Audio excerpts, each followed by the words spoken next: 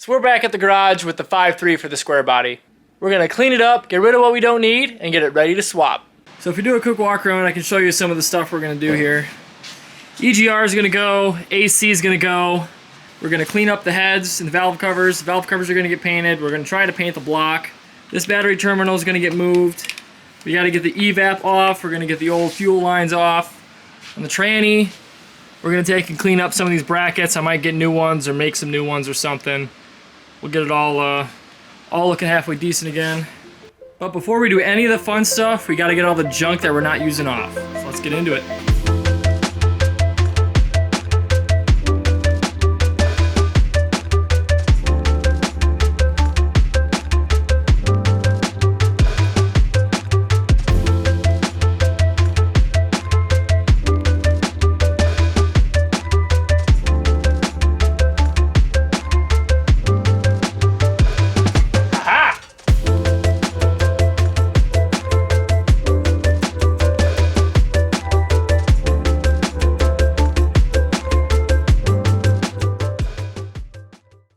So my dad came out, helped me tear the motor down. We're gonna pull a valve cover and see how dirty she is.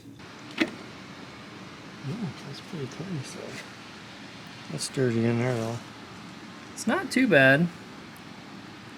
You know, It's a little dirty, but you can see down in here how black it is. That's what plugs up. Yep. So let's try to clean those out too. Other than that, this motor looks pretty good. So it's a new day out in the garage. Been working on the 5.3. We got a couple more things that we got to address. Both idlers are shot. This one's pretty stiff and this one's super noisy. Water pump looks good, so we're not gonna have to replace that.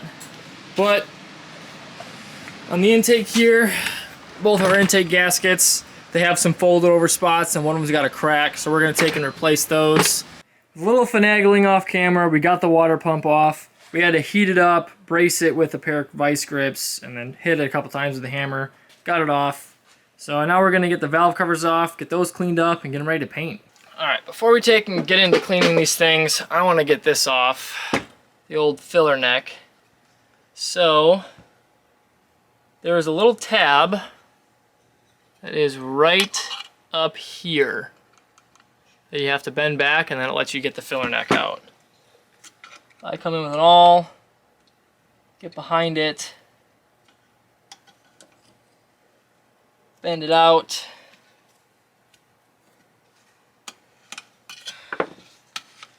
You spin it 180 degrees, then you gotta pull it out.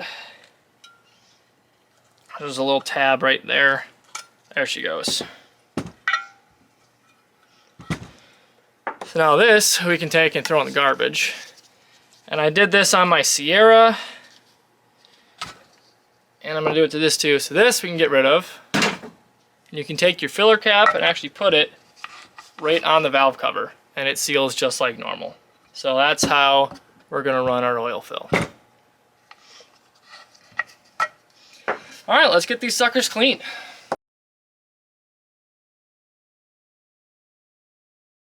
So it's the next morning and the valve covers are dry-ish. They need a little more time, they're a little tacky still. So we're gonna work on the intakes here. So this is the intake off the motor. This is from the 2000. This is from a 2004 5.3.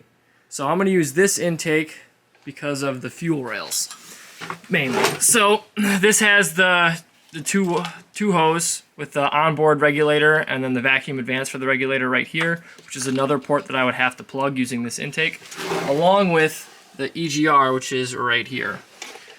The 2003s and up did not have the vacuum advance fuel regulator, and they did not have EGR. So there's two ports that I don't have to plug, and these fuel rails are in really nice shape here. These ones are pretty rusty right here, and that's going to be a problem later down the road. We're going to pull the throttle body off of this intake, put it on this intake, and then slap her on there with some new intake gaskets. Let's do it.